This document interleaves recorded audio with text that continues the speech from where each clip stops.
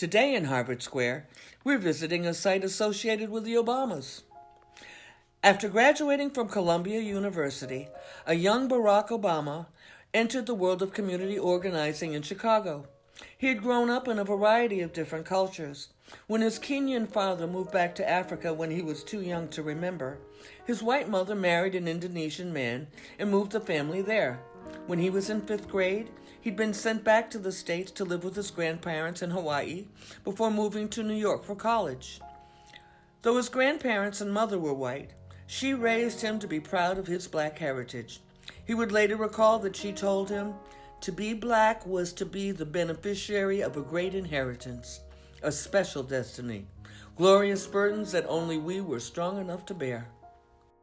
After university, he felt he could help make the greatest impact by helping register the disenfranchised black population of Chicago's South Side to vote.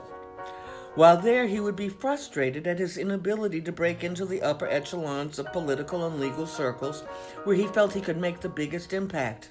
He realized he would need a law degree to enter this world. So in 1988, he enrolled in Harvard Law School.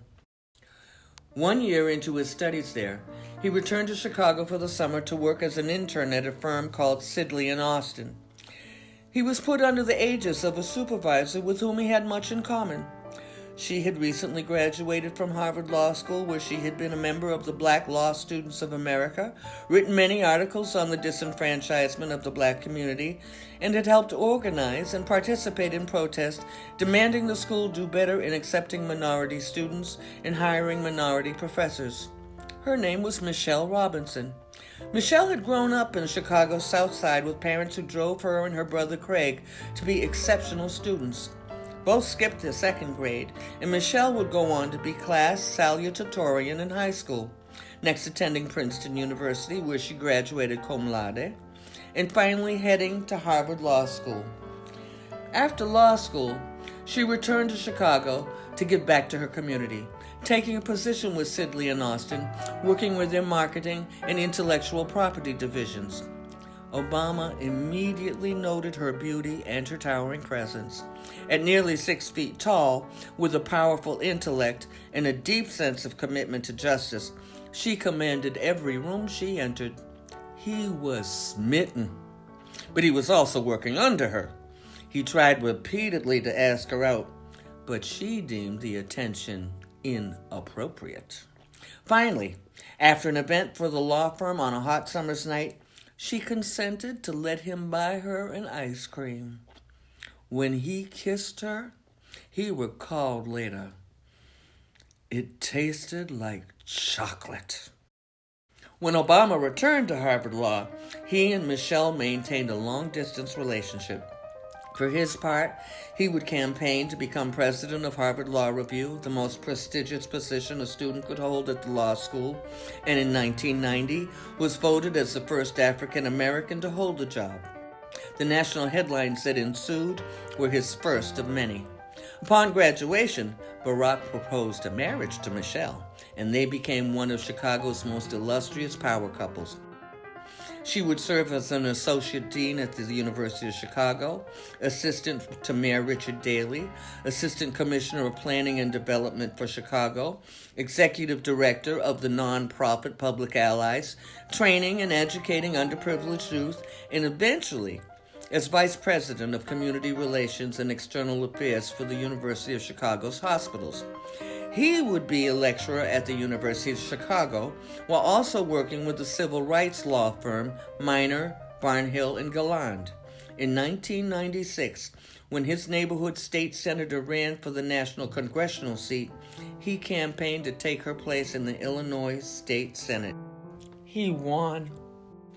In 2004, he ran for the open United States Senate seat for Illinois.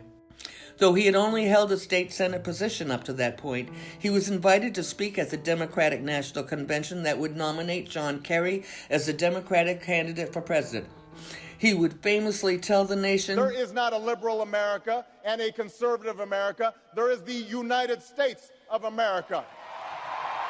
There is not a black America and a white America and Latino America and Asian America. There's the United States of America. His election to the United States Senate just 2 months later remains the largest margin of victory in the history of Illinois' senatorial elections, 70% to 27. In November of 2008, Barack Hussein Obama was elected as the first man of African heritage to become President of the United States of America. 145 years after the Emancipation Proclamation freed a race from the bonds of slavery, a half-Kenyan man and his wife from Chicago's South Side would demolish the racial barrier into the most powerful political position on the face of the earth. For 8 years, Barack and Michelle Obama set the American example for leadership through hope, never fear. Michelle's final speech as the nation's first black First Lady epitomized the culture behind the couple's leadership style. I want our young people to know that they matter, that they belong. So don't be afraid. You hear me? Young people, don't be afraid. Be focused. Be determined. Be hopeful. Be empowered. Empower yourselves with a good education. Then get out there and use that education to build a country worthy of your boundless promise. Lead by example with hope, never fear.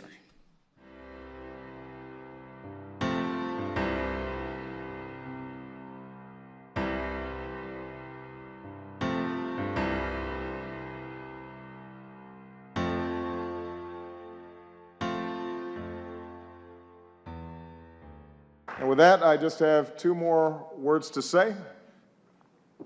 Obama out.